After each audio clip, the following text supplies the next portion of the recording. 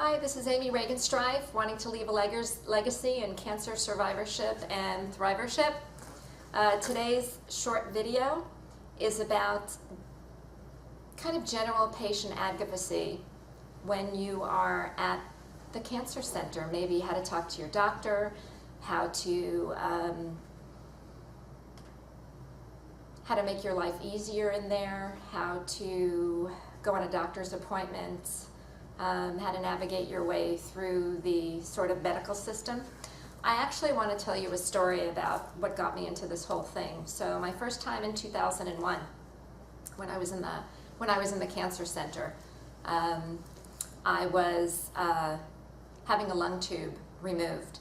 And it was Thanksgiving in 2001, and I had sent everybody home, my kids, my friends. I thought, it's Thanksgiving, I can handle this. So I was literally sort of laying on a gurney in a hallway, and I was being wheeled into a room. They were going to take my lung tube out, and hopefully I was going to enjoy Thanksgiving dinner. And I was laying there alone in the room, listening to these two people outside the door, the technicians, saying, and they didn't know I could hear them. And I'm hearing them go, "You think she's going to chicken out? We want to take the lung tube out while she's awake. We don't want to have her ask for an anesthesiologist because that would take more time, and we're in a rush. We got a lot of people behind her." So I'm laying on the gurney and I'm listening to this whole thing going, oh my God, I'm alone and I want an anesthesiologist. So I'm from New York and I'm not shy, so I yelled out to these guys. I said, "I can hear you and you better get the anesthesiologist." And they came in, they sort of stuck their heads in and they said, "Really, really?" I said, "Yes, really, really." So they did go and find someone, but as I laid there, I thought, what if they were not the nicest people, which, has happened? What if it was just me? It was just me, but thank God they were nice and we found an anesthesiologist and I got it out. But that got me to thinking about how much there is to patient advocacy. Another time came in where I actually had a tube in my stomach. And I was doing this very strange thing called intraperitoneal chemo, where they actually put chemotherapy directly into your peritoneum in your cavity there. And it wasn't working, and I wasn't feeling well. And I really decided at the last, sort of in the middle of this therapy, to stop it. There was no proof that it worked.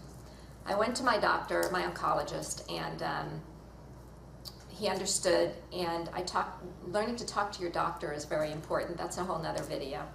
To make a long story short, another story is I had that port and this port, and I thought I want it out. And within 24 to 48 hours, I had it out because I knew how to speak to people. I knew how to justify my experience.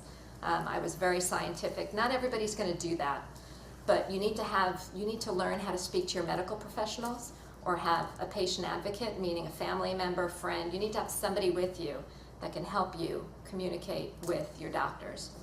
The more rare your cancer is, the more rare your disease is, the more you need help like this. Because when I go to the doctor, and it's unlike a lot of people, you can go to a doctor and he'll say, if you do A, B, C, D, and E, you will get better.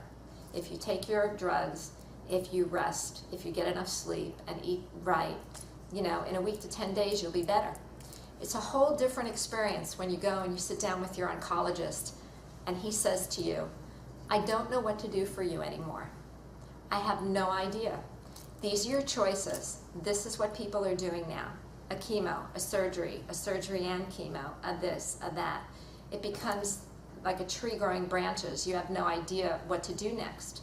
And they're looking to you as the patient. What do you want to do next? And this is what pretty much I go through at this point all the time. So learning how to speak to doctors and other people in your medical team is really, really important. I had a lung surgery once. And I literally had a doctor say to me, "If I do this surgery for you, it will not affect how much time you stay alive."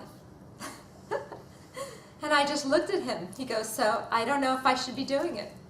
So it was really up to me as the patient to convince him to do it, to let him know that, I think of my life in a certain way, and that he needed to move forward and do this. So of course he did it, and I'm still here. And that was years ago. So these are just a few more tips. And I thank you very much for tuning into this particular video. Again, if you need to contact me, amyreg@aol.com, or, friend me on Facebook, and come back for the next video. Okay, have a good day.